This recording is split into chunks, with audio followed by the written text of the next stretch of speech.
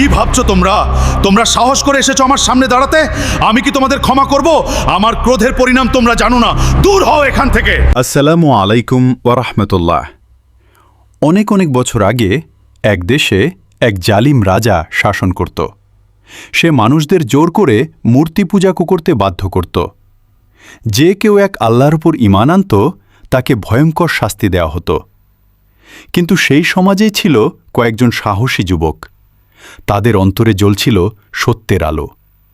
তারা গোপনে বলতো, আমাদের রব একমাত্র আল্লাহ, আমরা তারই ইবাদত করব। একদিন আল্লাহ তাদের অন্তরকে এক করে দিলেন। তারা একত্র হয়ে বলল, আমাদের রব আসমান জমিনের রব, আমরা কখনো তার সঙ্গে কাউকে শরিক করব না। কিন্তু তাদের এই ঈমানের কথা গোপন থাকল না।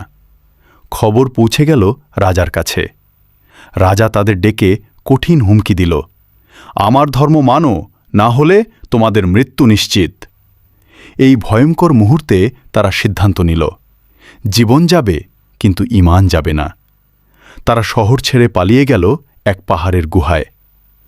গুহার ভিতরে ঢুকে তারা হাত তুলে দোয়া করল, হে আমাদের রব, আমাদের উপর তোমার রহমত নাজিল করো এবং আমাদের জন্য সঠিক পথ সহজ করে দাও। এরপর ঘটল এক অলৌকিক ঘটনা। আল্লাহ তাদেরকে গভীর ঘুমে ঢুকিয়ে দিলেন। তারা ঘুমিয়ে রইল, একদিন, 2 দিন নয়, পুরো 309 বছর। সূর্যের আলো এমনভাবে গুহায় প্রবেশ করত যাতে তাদের দেহের কোনো ক্ষতি না হয়। আল্লাহ নিজেই তাদের দেহকে ডানে বামে ঘুরিয়ে দিতেন, যাতে মাটি তাদের শরীর নষ্ট করতে না পারে। আর গুহার সামনে তাদের বিশ্বস্ত কুকুরটি পাহারা দিত। অবশেষে একদিন আল্লাহ তাদের জাগিয়ে তুললেন।